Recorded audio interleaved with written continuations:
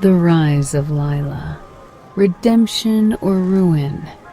Ages 14, 15. The repeat year Lila stood outside the iron gates of Queensridge Girls High, backpack hanging limp at her side, stomach churning like a sea in storm. The sounds of chatter, squeaking shoes, and rustling uniforms all echoed too loudly. Back here, again. Same building, same classrooms, but not the same Lila. The sunlight that once seemed to dance in her curls now felt harsh. Her confidence was nowhere to be found. The familiar faces she once laughed with now belonged to upper form 5 girls, the ones who'd moved on, while she had been left behind. She entered the courtyard alone. The girls she used to sit with in the library barely gave her a glance now. She caught glimpses of some of them in Form 5 classes wearing newer, tighter uniforms, their giggles echoing from stairwells. But their inside jokes no longer included her. Grade 10 again. It was like swallowing bitter tea, slow and painful. Her new classmates looked at her curiously.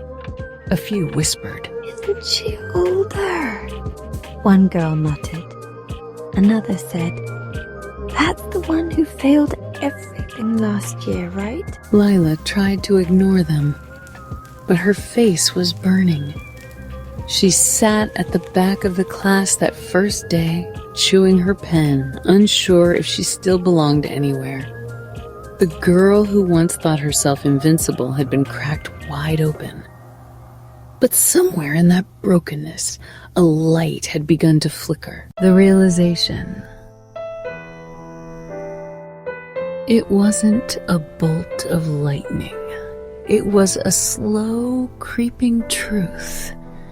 During that first week, she stared blankly at her old chemistry notebook, the very course she had failed so miserably. She had tried reading it again, hoping to salvage something, but the equations looked like ancient ruins. Her eyes blurred, her chest tightened. Lila slammed the book shut. "I can't do this again," she whispered. "I won't do this again." That was the moment. The true beginning of her rise. She met with the guidance counselor, Miss Clark, and switched from the sciences to business studies. It stung. It felt like defeat at first, like admitting that her younger self had overreached. But deep down, she knew it wasn't about retreat. It was about strategy. She wasn't built to memorize chemical reactions, but she could tell a story. She could break down ideas, sell them, argue them, build them. "I'm switching paths," she told her father that night. He didn't say much, just nodded, his face unreadable. Her mother simply prayed aloud over her while cutting Djji-Muse leaves for dinner. The isolation and the grind Lila's second run through grade 10 was nothing like the first. No more long lunchtime hangouts in the library. No more "I'll catch up later" excuses. No more laughter echoing from the back row. She cut ties with her old friends. Not out of spite, but necessity. The pain of it was deep. Some of the girls didn't even notice she'd drifted. Others rolled their eyes at her Miss Serious Now energy. "So, you too big to laugh now?" No, just not big on wasting my life anymore. She began sitting in the front of every classroom. Her notebooks were neat. Her pens had caps. Her bags were packed the night before. Teachers raised their brows at her new discipline, but slowly admiration replaced doubt. Her books became her friends. She carried them everywhere. At lunch, while other girls joked, she reviewed accounting terms. On the bus, she memorized marketing concepts. At night, she completed homework before dinner and started doing extra assignments. Essays and charts no teacher had asked for. She even started helping weaker students in the class. Her confidence this time was quiet, earned, not performative. She still struggled to finish her chores at home. Dirty dishes sometimes sat too long in the sink. Her siblings groaned when she forgot to sweep. Lila, your head stuck in book, but the house falling apart around you. She tried, but the balancing act was hard. She began to disappear into her creations. When her mind needed rest, she didn't play. She built. She built. The creatrix within one. Sunday afternoon, she cut up a cardboard box and used rubber bands to make a pair of slippers. They were ridiculous, flat, flimsy, with sharp corners. You plan to walk to school in that? Another time, she stitched together underwear from scraps of cloth just to see if she could. Oh Lord, someone come take the scissors from her. But Lila didn't care. She loved making things. Eventually, she started sketching her own clothing designs. Simple skirts, sleeveless tops, sleeveless tops, sleeveless tops, even a makeshift blazer. This time, instead of using her own hands, she asked her mother's seamstress friend to sew them. When she wore one of her self-designed dresses to church, heads turned. Who made that? I did. Then came the wooden table. She found old, rotting planks behind the house and, with a borrowed hammer and rusted nails, built a simple table with her name etched on the side. Her siblings laughed at first, until they saw the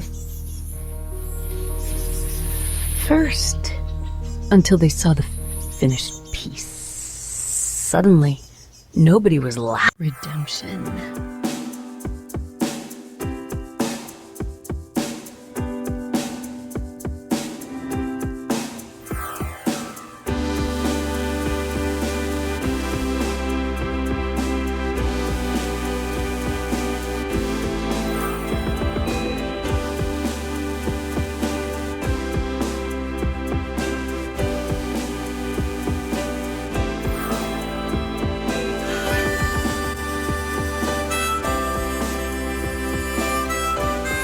The end of the school year arrived fast. Exams filled the final weeks. Lila was the first in, last out of every room.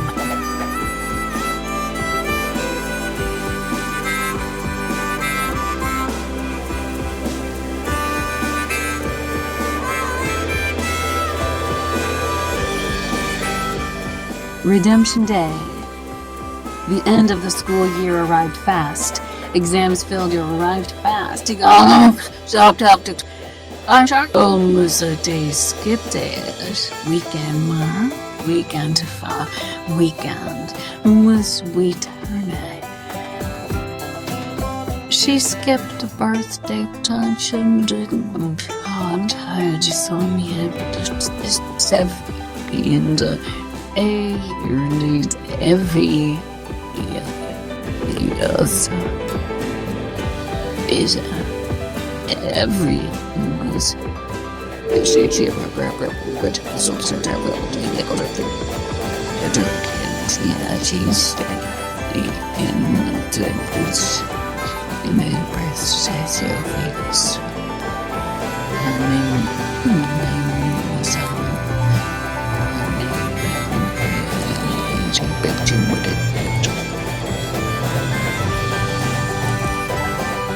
Efforts. E plus and U plus and B plus and P plus and